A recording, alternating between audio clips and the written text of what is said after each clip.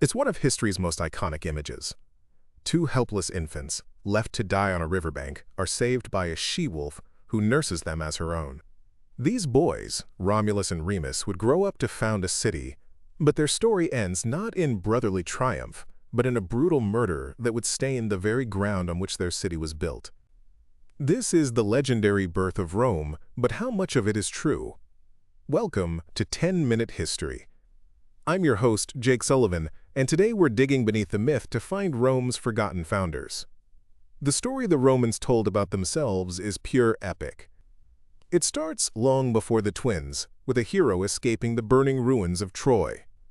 This was Aeneas, a warrior destined by the gods to lead his people to a new home in Italy. After a long and treacherous journey, he and his Trojan refugees landed in Latium, waging a great war to carve out a place for themselves. Generations later, this Trojan Latin lineage produced a line of kings in the city of Alba Longa. And this is where our story truly begins. The rightful king Numitor was overthrown by his ambitious younger brother Amulius. To secure his throne, the usurper Amulius murdered Numitor's sons and forced his daughter Rhea Silvia to become a Vestal Virgin, sworn to a life of chastity. But destiny intervened. Rhea Silvia claimed she was visited by Mars, the god of war himself, and she soon gave birth to twin boys. Furious but fearful of angering the gods, Amulius ordered the infants to be abandoned, left to die from the elements. A servant, taking pity, placed the twins in a basket and set them afloat on the flooded Tiber River. The current carried them to the base of what would one day be the Palatine Hill, where the basket snagged in the roots of a fig tree. There, the now famous she-wolf, or clupa in Latin, found them. Miraculously, she suckled the boys in her den, saving them from starvation. They were eventually discovered by a shepherd named Faustulus, who took them home to his wife and raised them as his own sons, naming them Romulus and Remus. The boys grew into strong and charismatic young men, natural leaders among the local shepherds. Through a series of dramatic events, including a fight that led to Remus being captured and brought before his own grandfather Numitor, their true identities were revealed. The twins rallied their followers, stormed Alba Longa, killed the tyrant Amulius, and restored their grandfather to the throne. But they were filled with a desire to found their own city, right on the hills where they had been saved. This is where ambition turned to tragedy. They couldn't agree on who should be the founder or which hill to build on. Romulus chose the Palatine Hill. Remus chose the Aventine. They agreed to let the gods decide through augury, the art of reading omens from the flight of birds. Remus saw the first sign, 6 vultures. But moments later, Romulus saw a more powerful sign, 12 vultures. A furious argument broke out. Who had won? The one who saw the sign first, or the one who saw the greater number? Ignoring the dispute, Romulus began to plow the sacred boundary of his new city, the Pomerium, around the Palatine. In an act of pure mockery, Remus leaped over the freshly plowed furrow. This was a sacrilegious act, a violation of the city's sanctity before it was even built. Enraged, Romulus struck his brother down, shouting the chilling words, "So shall it be henceforth with everyone who leaps over my walls." On that spot, stained with his brother's blood, the city of Rome was founded. The Romans even gave it a birthday, April 21st, 753 BC. It's a fantastic story, a perfect explanation for the violent, ambitious, and yet divinely favored civilization Rome would become. But what if I told you that for most of the 20th century, historians and archaeologists dismissed it as pure fantasy? They believed Rome wasn't founded in a single dramatic act, but grew slowly over centuries from a collection of muddy hilltop villages. So, what does the science actually say? This is where archaeology steps in, and the evidence is fascinating. Let's start on the Palatine Hill, Romulus's chosen spot. For decades, archaeologists have been uncovering the footprints of Iron Age dwellings right there.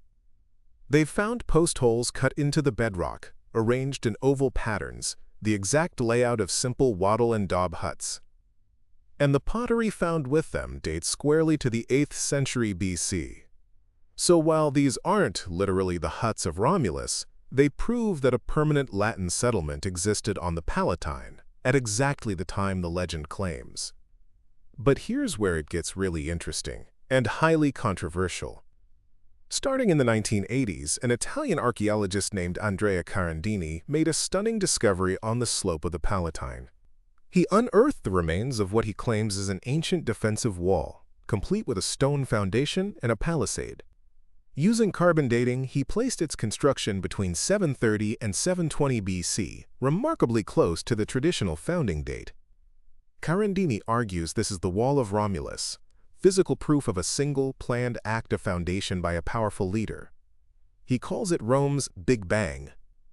Many scholars are skeptical, arguing that it might just be a simple terrace wall, and that Carandini is trying too hard to make the archaeology fit the myth. But his discovery has completely reopened the debate. The evidence from the valley below is just as revealing. The area that became the iconic Roman Forum was originally a swampy burial ground. Excavations there have found two different types of graves side by side: cremation burials, which were typical of the Latins on the Palatine, and inhumation burials associated with the Sabine people on the nearby Quirinal Hill. This is powerful physical evidence that these two groups were living as neighbors and mixing from the very beginning, just as the legends, like the rape of the Sabine women, describe. The real turning point for Rome becoming a city came in the late 7th century BC. This is when the burials in the Forum stopped. The swampy valley was systematically drained by a massive engineering project, a great canal called the Cloaca Maxima, or Greatest Sewer. This act, traditionally credited to Rome's first Etruscan king, turned a marshy graveyard into a unified public center. It was the moment a collection of villages truly became a city. The legends don't stop with Romulus. They tell of 6 more kings who ruled after him, before the monarchy was overthrown in 509 BC. Now, the idea of 7 kings ruling for a total of 244 years is almost certainly an artificial timeline. But these figures are not just random names. They represent the major historical trends of early Rome. After the violent founder Romulus came Numa Pompilius, a pious Sabine king who established Rome's most important religious institutions. He represents the civilizing force of law and religion, creating the social glue to hold the warrior society together. Then came the warrior kings like Tullus Hostilius, who waged war against Rome's neighbors and destroyed its mother city, Alba Longa, forcibly relocating its people to Rome. This part of the myth reflects Rome's aggressive expansion and its rise to dominance over the other Latin tribes.